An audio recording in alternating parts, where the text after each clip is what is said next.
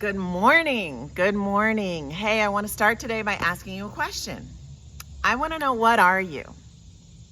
Yeah, like, what are you? What are you? Is that a weird way to start a conversation? Weren't you just saying, I'm a human being? I know you were, because I didn't say, who are you? I didn't ask, how are you? I asked, what are you? And if you are a person who is mixed or biracial, then that's a question that you recognize. You've probably heard it before. But I just wanted people to understand how kind of awkward and uncomfortable it is to get that question. Because a lot of times the person asking doesn't even know you and hasn't asked you your name. But if you haven't guessed by now, today we're talking about being biracial or multiracial. And to be biracial is to be a mix of two different races, like black and white. And to be multiracial is to be a mix of many different colors. And so sometimes we just say we're mixed.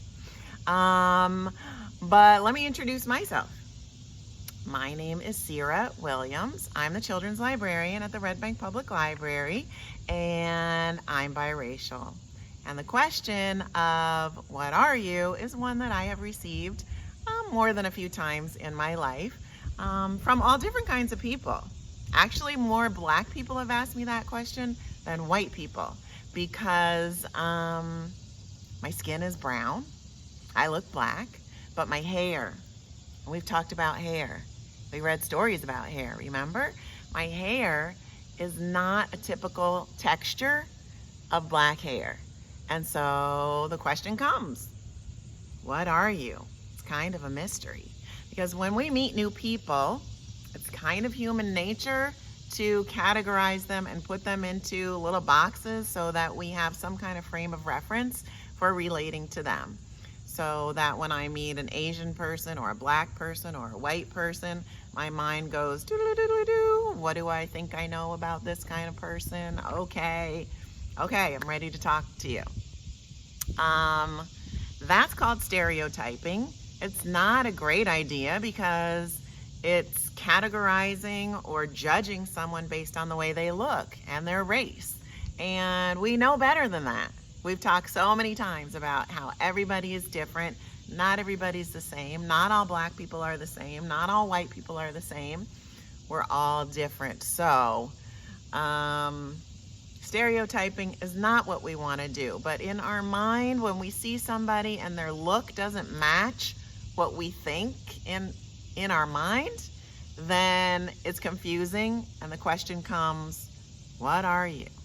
So if you have brown skin like me, but you have green eyes or blue eyes, someone's probably going to ask you, what are you?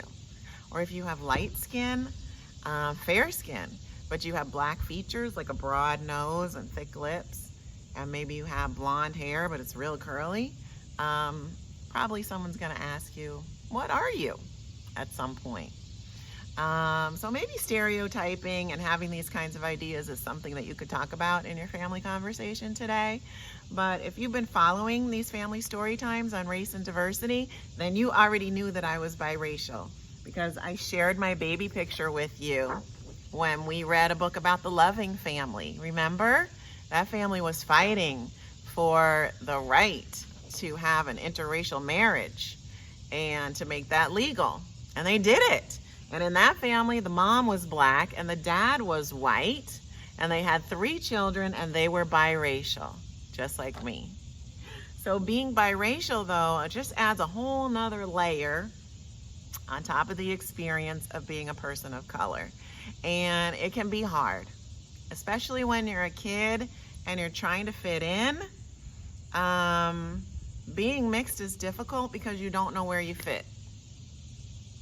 You just don't know where you fit sometimes, because you're half of one thing and half of another, or a mix of several things, and you just don't feel like a whole of anything. And what it really comes down to is that everybody kind of has to take their own journey and live and learn and grow to a place where you're comfortable in your own skin and you love your whole self. And everybody has to do that, really. So the good news is, though, that there are a lot of books out there that feature children who are biracial or multiracial. There's a lot of picture books and there's a lot of chapter books. So that's great. But when it comes to picture books, and for this story time, there weren't a lot of books that really dug deep into the issues of race and what it feels like to be biracial, and it's an important subject for me. So I searched high and low, and I found this book called I Am Tan by Michelle Rose, and I'm gonna read it for you. It's gonna give us a lot to talk about. And I want you to pay attention to these illustrations. They're kind of interesting because I think they are computerized images of real pictures. All right, let me get to page 1. And here we go. It says, Christian is a 6-year-old boy with a lot of questions. He wants to know about everything. One morning before going to school, Christian asked his dad a question he'd been thinking about for a while. What color am I? A boy at school told me that I'm black because you're black. His dad thought for a moment and then said, there's a lot of people who will call you black just because I'm black. But if you don't feel like that fits you, then don't accept that label. You're only half black. You're also half white, which makes you mixed. Think about what color fits you best, and that's the color you tell people when they ask you about your race. As they walked to school, his dad said, you know, son, there are a lot of people who look just like you. Our 44th president was mixed too. Mr. Obama also had a black daddy and a white mom. Well, Christian thought about his question all morning. Am I black, white, or mixed? He was still thinking about it when he went to recess. Maybe I should ask some other people, he thought. He went to a girl he knew and said, I've been thinking about what I should be. Do you think I should be white, black, or mixed? She answered, black, of course. Black people are better at sports. You know white boys can't jump. Christian thought about his neighbor who recently left for college as a basketball star. Maybe she was right. Maybe he should be black too, so he could be a basketball star also. One of the teachers on the playground heard what the girl said to Christian, and when he started to walk past her, she stopped him and asked, do you know what a stereotype is? Oh, I know what that is, he said. I saw it once on the History Channel. It's that big radio thing that people used to listen to music on. No, that's a stereo, she said as she chuckled. A stereotype is somebody's false belief that everybody's the same just because they're a certain color. When that girl told you that black people are better at sports than white people, she told you a stereotype. There are a lot of white people who are great at sports, and there's also a lot of black people who are not. You should never say that all black people are the same or that all white people are the same. Just because a few people in a group do a certain thing or act a certain way doesn't mean everybody in the group does it. Always remember that each and every person is unique. Christian nodded and said, I will. He saw another friend in the tunnel and ran over to ask her what she thought. I think you should be mixed, she said. You know white people want to look like you anyway. Christian wasn't sure what she meant until she asked, don't you remember we all went to the beach last summer? Christian thought about it for a moment and then he understood. He remembered seeing the white people lying in the sun so they could get a tan. He sat down on the ground, still thinking about his question. A girl from class sat down with him and asked him what was wrong. And then he asked her, what color do you think I should be? The little girl did a pose like she was an actress and said, you should be white because all the famous actors in Hollywood are white. Hollywood. Christian thought for a moment and then said, that kind of sounds like one of those stereotypes. He thought of his favorite actor, The Rock, and then said, he's not white. He's mixed like me. He's made lots of movies, so that must mean he's very famous. Next, Christian ran into a little boy he knew. My dad says I can be black, white, or mixed. What color do you think I should pick? Why don't you make up your own color, the boy asked. You could be blight, he offered. Get it? Like black and white is blight. Christian gave his silly friend a funny look. And with a huge grin on his face, the boy added, well, if you don't like that one, you could always be whack instead. Like white and black is whack. Hey, a little girl sitting nearby called out, not everybody's mixed with black and white. I'm mixed, but I'm Filipino and white. Another little boy playing nearby said, I'm mixed too, but I'm Asian and black, like Tiger Woods. The little girl he was playing with said, and I'm mixed too, but I'm Mexican and black. And another little girl sitting on a bench heard them talking and said, I'm mixed too. I'm white, black, and American Indian. Christian said, there's so many different mixes.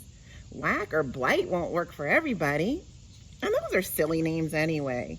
We need something else. Christian went back to class and asked his teacher what she thought. She said, you should be proud to be mixed. Children like you are the future of our country. She showed him a report from the Census Bureau and told him, right now you're considered a minority, but by the year 2044, you won't be a minority anymore. People of color will become the majority in America. Christian's mom met him at the door when he came home and asked him, how was your day? They sat on the couch and he told her all about the things he'd learned that day. She picked up a mirror from the table and held it in front of them. As she spoke, my beautiful child, our color is only skin deep. What you have inside of you, like honesty and goodness, a sharp mind and a loving heart, are the things that truly reflect who you are. You tell people that you are whatever color fits you best, she said. Just remember, it doesn't matter if a person is white, black, brown, red, or yellow, because we're all human and we all bleed red. Christian agreed with her. Then he said, I've been thinking that none of the regular colors fit me best. I think that us mixed people should have our own color. It should be something that fits all of us, regardless of what we're mixed with. And I think that it should be tan. I think one day just about everyone will be tan because the people of the world are going to keep mixing things up. We shouldn't get labeled for only half of who we are. We're more than just white, black, brown, yellow, or red. We're multiracial. We're mixed. Some of us are a little darker than others, but we're all shades of tan. I'm going with tan because I'm tan. And there's Christian and his mom and dad. All right, let me scooch back over here. So I told you that book was going to give us a lot to talk about. Did you notice how the whole storyline started because somebody wanted Christian to define himself and answer that question, what are you? But I really like the story because, number one, Christian felt comfortable talking to his mom and dad about it, right? Even his friends and his teacher. Number two, they didn't make him choose. His parents didn't say you should say you're black or you should say you're white or you should say you're mixed. They gave him the power to decide how he wanted to be identified. And so what they really did is to help him start his journey, to see how his friends perceived him from the outside, to compare himself with other kids and find out there were so many other multicultural kids at his school and all the different mixes that they came from. And he learned some information and some facts from his teacher about people of color in America. And then he looked in the mirror with his mom and he got to see his reflection compared to hers, and he got to see his complexion compared to hers. That's his skin color. But she also encouraged him to look inside of himself and to see how he felt about who he was and all the things that made him who he was. And then he came up with his own answer. He wanted to be tan. And I really like that. And it kind of lined up with something that I found online that I want to share with you called the Bill of Rights for People of Mixed Heritage. And this is something that was published in 1993. That was a long time ago, but I think it's still relevant, and it was still referenced in some of the articles that I read online. It was published by Dr. Maria Root, and it really just encourages multiracial people to claim their own identity, because a lot of times you feel pressure from society to say you're one thing or another just based on how people see you on the outside. So to say I'm black because I look black, but maybe I feel a little bit more mixed up on the inside. And I can maybe have a different opinion about what I am. And so these are two things from that Bill of Rights. It says, as a mixed race person, I have the right to create a vocabulary, to use my own words, to communicate about being multiracial or multi-ethnic, and to change my identity over my lifetime and more than once. And I think that's important because today Christian feels tan. 6-year-old Christian feels tan. And that's a good answer for him. But as he grows and learns and becomes more independent and goes out into the world as a teenager, hanging out with his friends, away from his mom and dad, maybe his answer will change. And maybe he'll respond to the question, what are you, by just saying, I'm mixed. And he'll leave it at that. And then maybe later, when he's an adult, he'll decide that he wants to answer the question by saying, I'm black. As he'll identify more with his dad and that side of the family. Who knows? But it's up to him to decide, right? Because the more experience that you have, the more you learn about the cultures that contribute to who you are, and the more that you live and learn, you're going to evolve. And the way you feel about yourself and how you identify is going to evolve too. So as parents, we really always are trying to find a balance between protecting our kids from grown-up stuff and preparing them to be grown-ups one day, right? And I think that if you live in a multiracial family and you decide that you don't want to talk about race, or it's just an uncomfortable topic, or you feel that your family is a picture of perfect racial harmony, that you all get along, that your families get along, that there's no need to talk about race because this is the way that everybody should live. I don't think you're preparing your kids for life outside of your home. That's just how I feel. I'll share a little bit about my story in a minute, but if you've been paying attention or following along with these family story times on race and diversity, and you've listened to our books and had your own conversations, then I think you probably agree with me, because that's the number one thing, is to create that comfort zone, that comfort level of talking about race in your home and having ongoing conversations, not one-time conversations. So talking about stereotypes that your family members might come up against one day, talking about other kinds of people that live out in the world, in our community. We need to be doing that on a regular basis. We need to educate our children about their heritage and the cultures that their families come from. So that gives them a sense of pride and knowing who they are and where they come from. And we need to share our stories. We need the kids to share their stories about the experiences that they're having out in the world, because they're having them. And as parents who are partners in an interracial relationship that created biracial children, you have stories too about race and acceptance that you can share with your children as well. And then just encourage them and be loving and encouraging as they go on their journey, And love has no color. We know that. That goes without saying. And it's a blessing to have a family that will support you in that way. So let me tell you a little bit about my story really quickly. I have a little brother. He wasn't born in this baby picture of mine, but I have a little brother who's the same complexion as me, and we grew up in a very white community. We went to schools that lacked diversity. I'm going to speak for myself.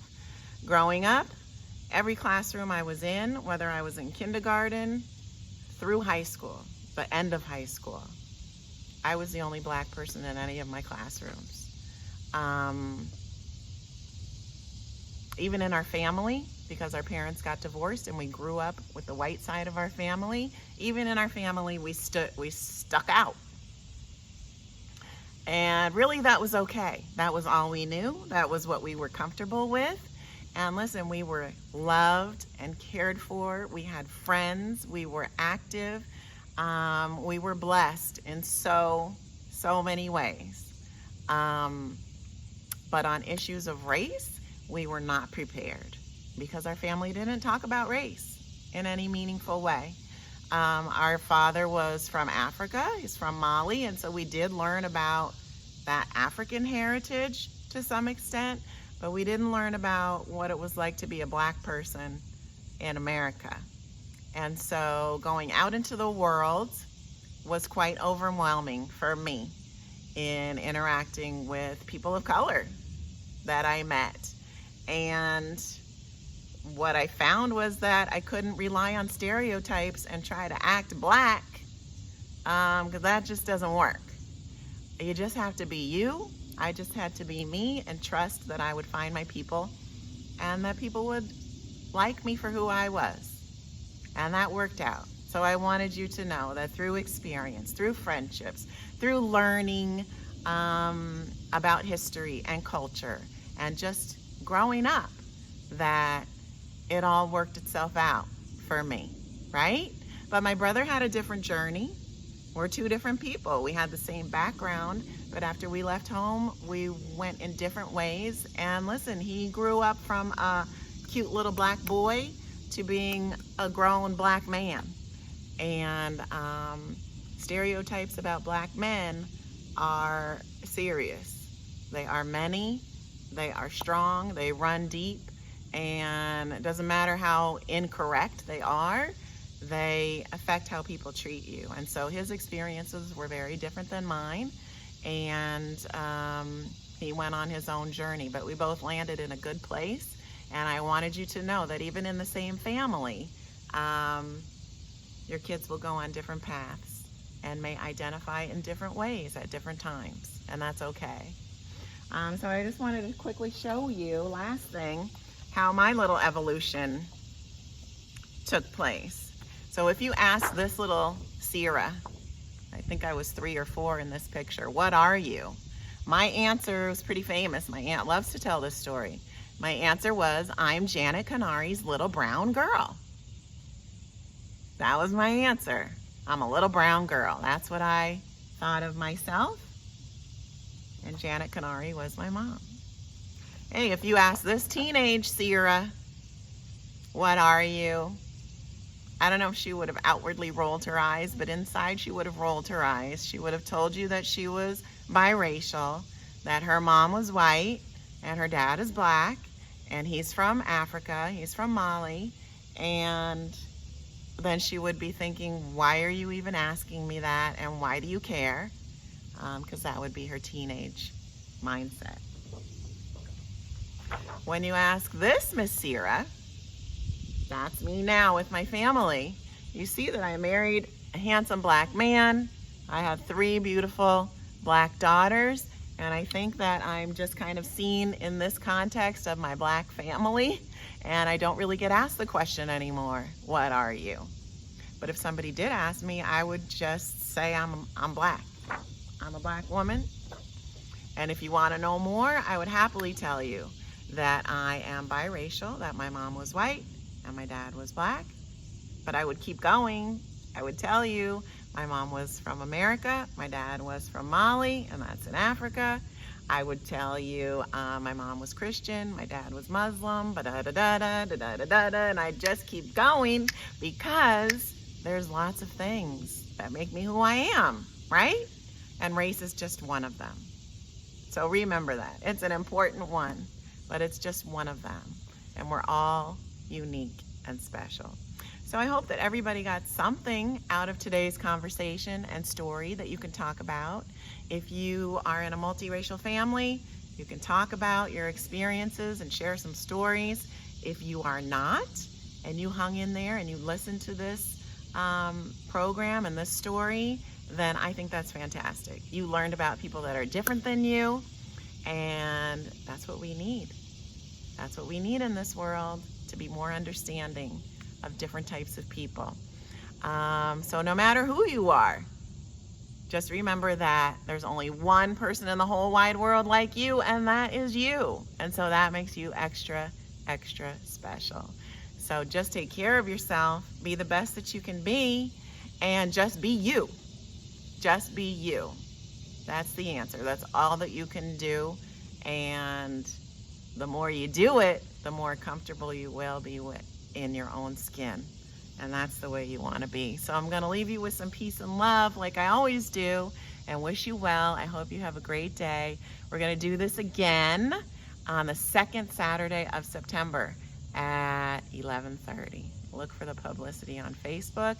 Until then, take good care of yourselves, and we'll see you later. Bye, everybody.